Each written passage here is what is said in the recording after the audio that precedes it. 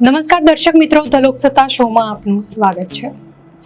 અયોધ્યામાં ભગવાન શ્રી રામલલ્લાના ભવ્ય મંદિરનું નિર્માણ થયા બાદ હવે તેની શોભામાં અભિવૃદ્ધિ કરવા માટે વધુ એક સુવર્ણ કલાકૃતિનો ઉમેરો થવા જઈ રહ્યો છે। કર્ણાટકની રાજધાની બેંગલુરુથી અયોધ્યા સુધીની આશરે 1900 કિલોમીટરની લાંબી અને કપરી મુસાફરી ખેડીને એક અત્યંત મૂલ્યવાન સુવર્ણ પ્રતિમા રામનગરી પહોંચી ગઈ છે, જેનું કલાત્મક મૂલ્ય અને શ્રદ્ધાનું પાસું ખરેખર અજોડ છે। બેંગલુરુના રહેવાસી જયશ્રી ફનેશ દ્વારા તૈયાર કરવામાં આવેલી આ અદ્ભુત કૃતિ માત્ર એક પ્રતિમા નથી, પરંતુ દક્ષિણ ભારતની સમૃદ્ધ તાંજાવુર શૈલી અને આધુનિક કળાનો એક સુંદર સમન્વય પણ છે। આ પ્રતિમાને સોનાના વરખ અને હીરા માણેક તેમજ પન્ના જેવા કિંમતી રત્નોથી એવી રીતે મઢવામાં આવી છે કે જેની ચમક દૂરથી જ ભક્તોને મંત્રમુગ્ધ કરી દેશે। જો કે આ કલાકૃતિનું ચોક્કસ નાણાકીય મૂલ્ય સત્તાવાર રીતે જાહેર કરવામાં આવ્યું નથી, પરંતુ જાણકારો અને અંદાજો મુજબ તેની કિંમત 30 કરોડ રૂપિયાથી પણ વધુ હોવાનું મનાય છે। આ ભવ્ય ભેટ અયોધ્યાના શ્રી રામ જન્મભૂમિ તીર્થ ક્ષેત્ર ટ્રસ્ટને સોંપવામાં આવી છે અને હાલમાં આ પ્રતિમાના વિવિધ પાસાઓની ઝીણવટભરી તપાસ નિષ્ણાંતો દ્વારા કરવામાં આવી રહી છે, જેથી તેની શુદ્ધતા અને તેમાં વપરાયેલી ધાતુઓની ગુણવત્તાની ખાતરી કરી શકાય।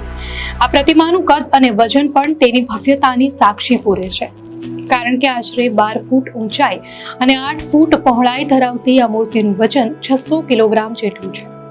આટલી વિશાળ અને નાજુક કલાત્મકતા ધરાવતી પ્રતિમાને દક્ષિણ ભારતથી ઉત્તર ભારત સુધી સુરક્ષિત પહોંચાડવી એક મોટો પડકાર હતો, જેને ભારતીય ટપાલ વિભાગે ખૂબ જ નિષ્ઠાપૂર્વક સ્વીકાર્યું હતું। 17 ડિસેમ્બર 2025ના રોજ બેંગલુરુથી પ્રસ્થાન પામેલી આ પ્રતિમા માટે ખાસ પ્રકારના મલ્ટી લેયર બબલ રેપિંગ અને મજબૂત લાકડાના બોક્સનું આવરણ તૈયાર કરવામાં આવ્યું હતું, જેને કારણે પેકિંગ સાથે તેનું કુલ વજન વધીને 800 કિલોગ્રામ થઈ ગયું હતું। આ યાત્રા દરમિયાન વાહન કર્ણાટકથી નીકળીને તેલંગાણા, મહારાષ્ટ્ર, મધ્યપ્રદેશ અને ઉત્તર પ્રદેશ એમ 5 રાજ્યોમાંથી પસાર થયું હતું, જેમાં હૈદરાબાદ, નાગપુર અને પ્રયાગરાજ જેવા મુખ્ય શહેરોનો પણ સમાવેશ થાય છે। આ સમગ્ર મિશનમાં 5 રાજ્યોના પોસ્ટલ સર્કલ વચ્ચે જે અદ્ભુત સંકલન જોવા મળ્યું તે ભારતીય ટપાલ વિભાગની કાર્યક્ષમતાનો જીવંત પુરાવો છે। માર્ગમાં આવતા ગાઢ ધુમ્મસ અને અન્ય ભૌગોલિક પડકારોને પાર કરીને ટપાલ વિભાગના વરિષ્ઠ અધિકારીઓની સીધી દેખરેખ હેઠળ આ મૂર્તિ આખરે 22 ડિસેમ્બરે અયોધ્યાના આંગણે સલામત રીતે પહોંચી હતી, જ્યાં ટ્રસ્ટના મહાસચિવ ચંપતરાયની હાજરીમાં તેનું વિધિવત સ્વાગત પણ કરવામાં આવ્યું હતું। ભવિષ્યના આયોજન મુજબ આ તેજસ્વી પ્રતિમાને રામ મંદિર પરિસરમાં સંત તુલસીદાસ મંદિર નજીક આવેલા ઐતિહાસિક અંગદ ટીલા પર સ્થાપિત કરવામાં આવશે। આ સ્થાપના બાદ એક વિશેષ પ્રાણ પ્રતિષ્ઠા મહોત્સવનું પણ આયોજન કરવામાં આવનાર છે, જેમાં સમગ્ર દેશના ખ્યાતનામ સાધુ સંતો અને ધર્મગુરુઓ ઉપસ્થિત રહીને આ પ્રસંગને મંગલમય બનાવશે।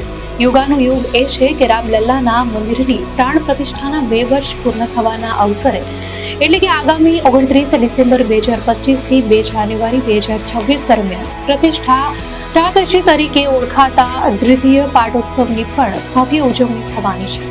આ 5 દિવસીય ઉત્સવમાં ગર્ભગૃહમાં વિશેષ અભિષેક, નયનરમ્ય શૃંગાર અને મહાઆરતી જેવા ધાર્મિક કાર્યક્રમોથી હારમાળા સર્જાશે, જે ભક્તો માટે આસ્થાનું એક નવું કેન્દ્ર બનશે।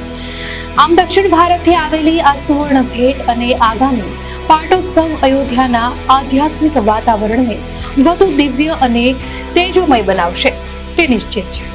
દર્શક મિત્રો, આ માહિતી આપને કેવી લાગી? આપની પ્રતિક્રિયા અમને કોમેન્ટમાં ચોક્કસથી જણાવશો, અને જો આપને આ વિડીયો સારો લાગ્યો હોય તો વિડીયોને લાઈક કરો અને ચેનલને સબસ્ક્રાઇબ કરો।